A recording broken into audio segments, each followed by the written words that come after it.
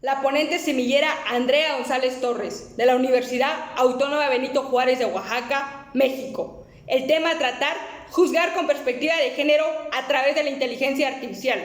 Marvin Minsky, considerado el padre de la inteligencia artificial, dijo: la inteligencia artificial es la ciencia de hacer que las máquinas hagan cosas que requieran inteligencia, como si las hubiera hecho un ser humano. Por tanto, esta semillera considera la inteligencia artificial como aquella ciencia que se ocupa del funcionamiento de la máquina pensante, la cual abarca una serie de capacidades con la finalidad de emular el pensamiento humano para poder ejecutar operaciones matemáticas y no matemáticas, las cuales pueden ser resueltas por medio de gráficas de solución.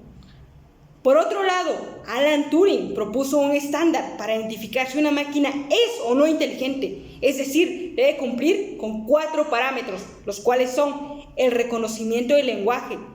el razonamiento, el aprendizaje y la representación del conocimiento. Siempre bajo la función de un algoritmo, entiéndase a este como el esquema ejecutivo de las máquinas, almacenando todas las opciones de decisión en función de los datos que se vayan conociendo. Dicho lo anterior, explicaré la relación que guarda esta ciencia y el derecho. Para tal propósito, mencionaré 2 ejemplos en los que la inteligencia artificial ha estado presente en el ámbito jurídico. El primero, en la sentencia del Estado versus Loomis, emitida por el Tribunal Supremo de Wisconsin, Estados Unidos, con el nombre de Compass. Es un programa de inteligencia artificial para analizar el peligro de reincidencia delictiva, ya sea para la imposición de prisión preventiva o la obtención de beneficios penitenciarios. Compass es un algoritmo que se basa en la construcción de historial personal del acusado o sentenciado, utilizando información estadística de presos previos, como podría ser si la persona pertenece a una banda de delincuencia organizada, antecedentes de condena, consumo de droga, alcohol, entre otras.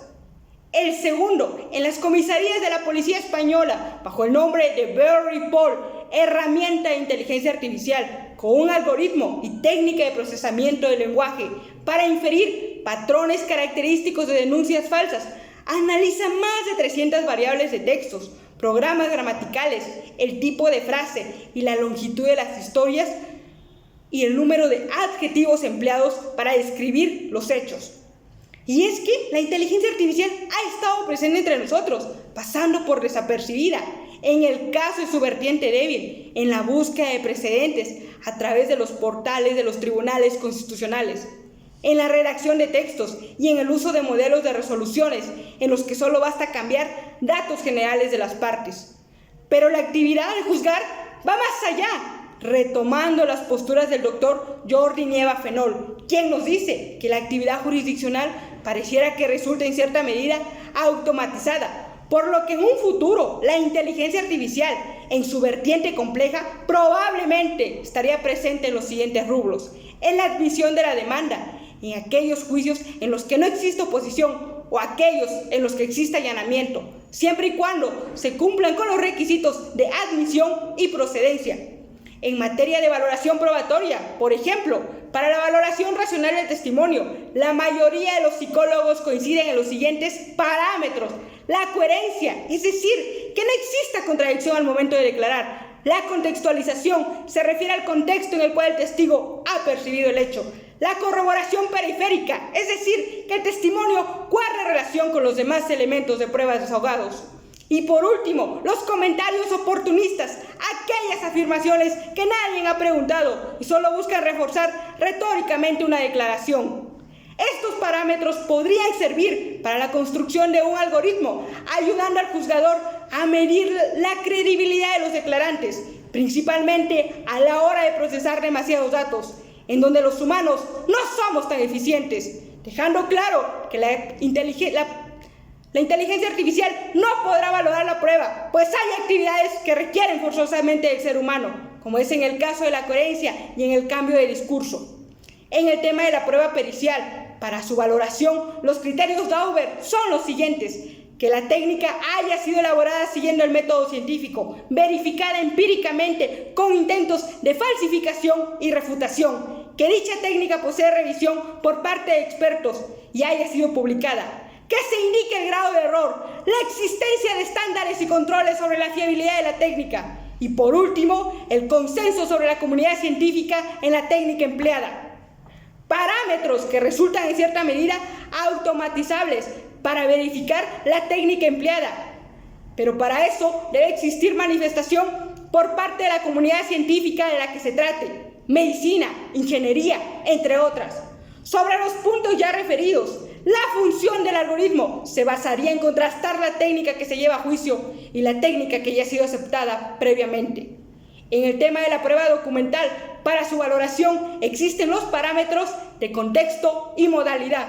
El primero, las circunstancias de la creación del documento por el autor, lo que sirve para identificar las intenciones que lo motivaron a su creación. El segundo, identificar al ámbito al que va dirigido, el cual puede ser laboral, administrativo, comercial, entre otros.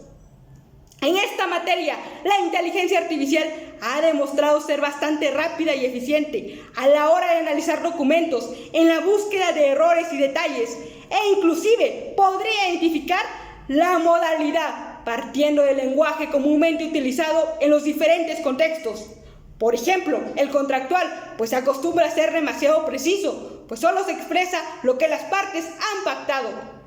Ahora bien, juzgar con perspectiva de género implica la optimización del derecho a la igualdad por mandato constitucional y convencional, desde el acceso a la justicia a través de la tutela judicial efectiva. Permite mirar la diversidad de los proyectos de vida, así como la adecuación de las normas y el entorno en el que se desenvuelven las personas. Permite detectar cuando un trato diferenciado es ilegítimo. Su finalidad es evitar la discriminación por pertenecer a una categoría sospechosa o criterio sospechoso de clasificación, como lo menciona la Sentencia Constitucional de Colombia 481 de 1998. Características que han estado sometidas históricamente a patrones de valoración cultural. Este enfoque de género se hace cargo de detectar los impactos diferenciados que una norma genera y de buscar soluciones a través del derecho, lo que determina si en un proceso se debe juzgar o no con perspectiva de género en la existencia de situaciones asimétricas de poder o bien situaciones estructurales de desigualdad, basados en rubros prohibidos de discriminación, como son sexo, género, preferencias, orientaciones sexuales, la edad, las discapacidades o cualquier otra condición social. Por último, la propuesta de esta semillera es la creación de un algoritmo partiendo del uso de la interseccionalidad para identificar si en el caso en concreto se debe juzgar o no con perspectiva de género en las cuestiones previas al proceso, así como la fijación de cuestión facti, cuestión juris, la valoración de las pruebas y sesgos estereotipados o machistas, en la argumentación, en la reparación del daño y en el cumplimiento inherente de las sentencias en el caso de las personas privadas de su libertad. Sería un algoritmo de recomendación partiendo de las sentencias en las que se ha juzgado con perspectiva de género, a través del diálogo jurisprudencial, sentencias de la Corte Interamericana de Derechos Humanos, así como de los estados. En cada caso, habría que hacer un análisis orientado a detectar las relaciones asimétricas de poder o situaciones estructurales de desigualdad, porque la discriminación es un problema global que afecta a rubros protegidos, principalmente a las mujeres. Es cuanto.